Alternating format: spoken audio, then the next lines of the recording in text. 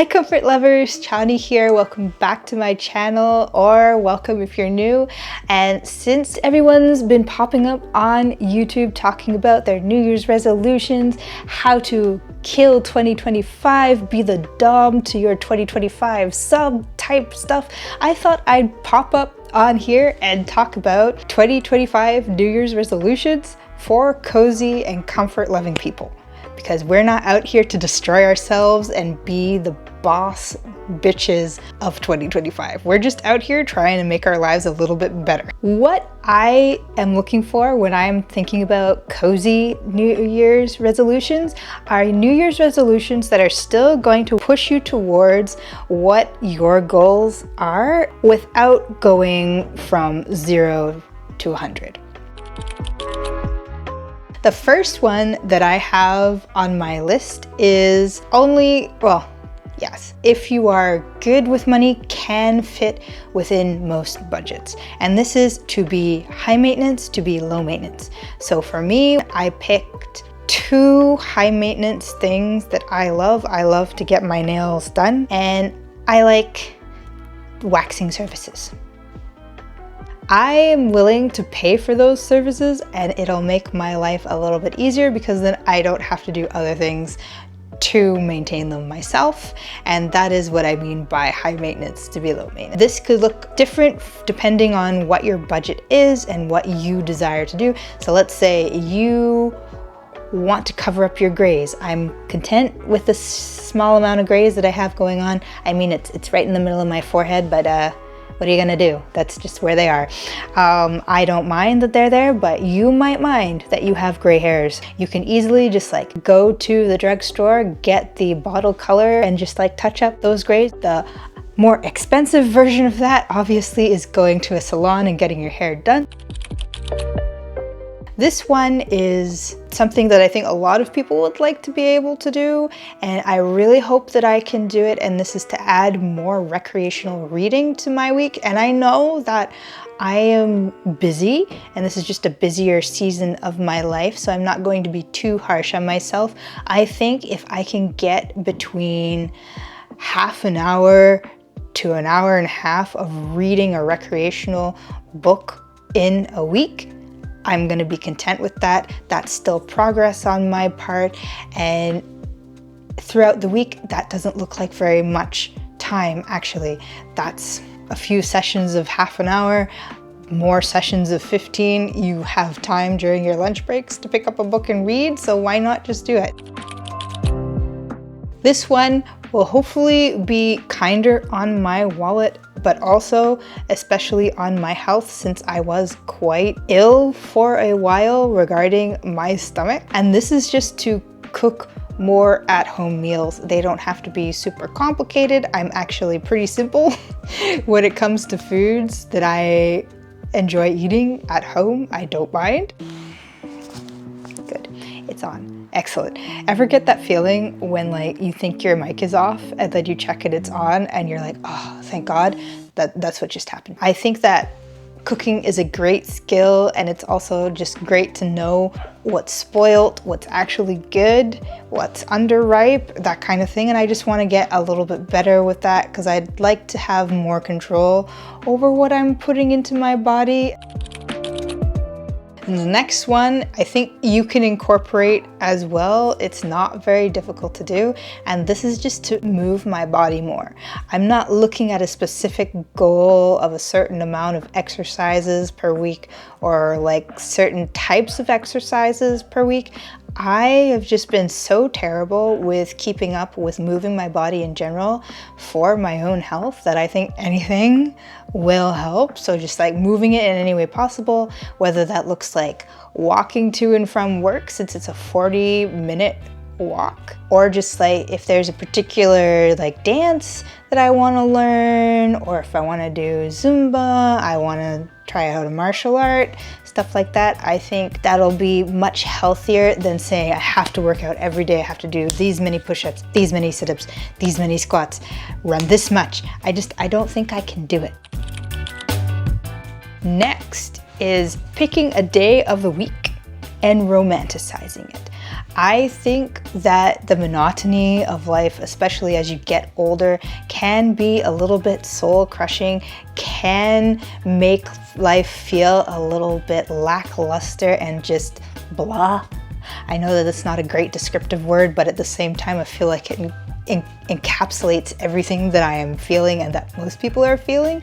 And so my remedy to that is just to try to pick one day a week, or maybe one day every 2 weeks, and just like fully romanticize that day and be thankful for all the things I get to do that day and enjoy that day and just be in the moment. Because I think that if you take yourself out of all the things that you wish you could do or are comparing yourself to other people, it really does weigh on you and make you feel like you can't enjoy life to the fullest at all.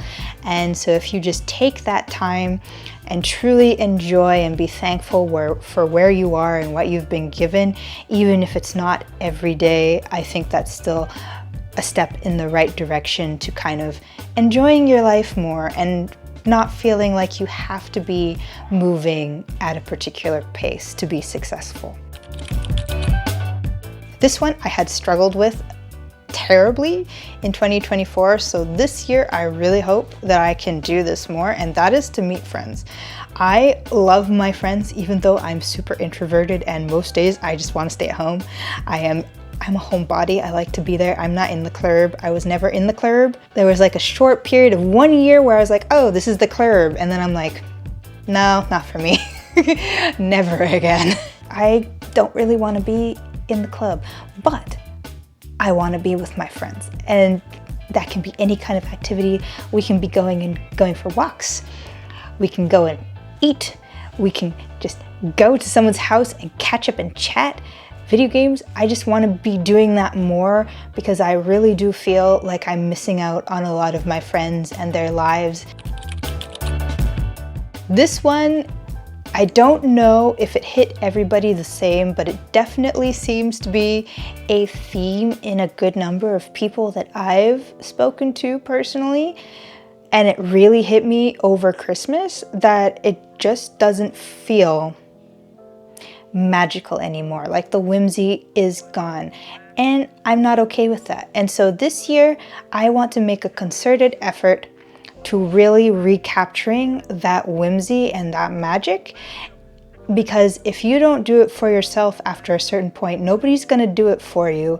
And so if I can just find a way to re-inject that into my life and re-inject that magic that you used to feel when you were younger, where like, oh my God, this is so much fun. I love this holiday. Let me decorate for it. Let me go all out. Let me enjoy it and be in the moment.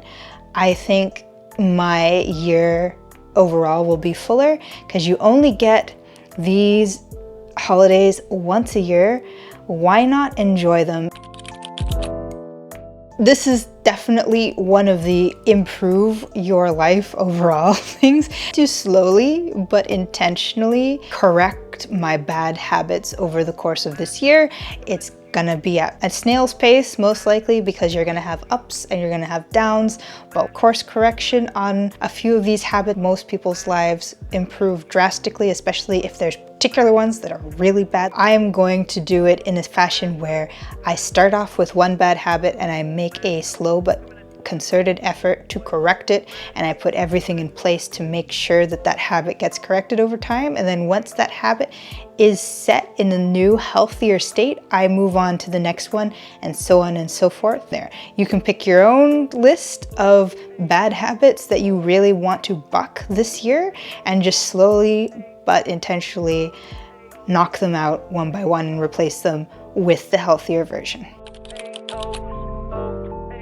And this one is just really random. I didn't think about it until basically over the Christmas break, but I want to go and just watch more international movies.